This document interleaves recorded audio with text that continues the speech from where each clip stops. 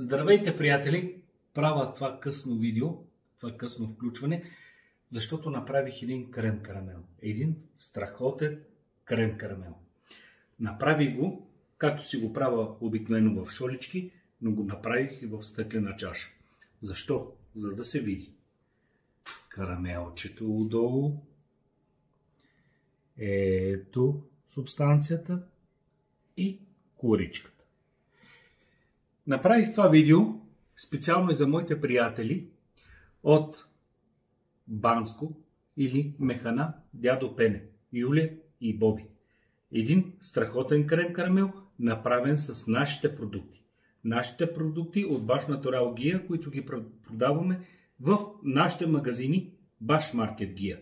Или прясно мляко, яйца и други наши тайни, които може да ни питате долу в нашите коментари. Да видим един крем карамел как трябва да изглежда.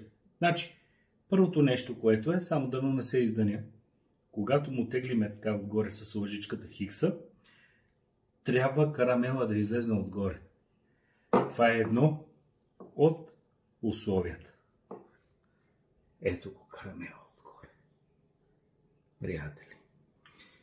Другото условие, което е най-важното,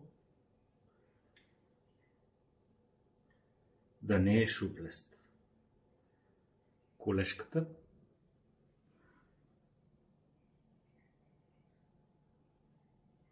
ето това е истински крем карамел с истински продукти, направен с много любов.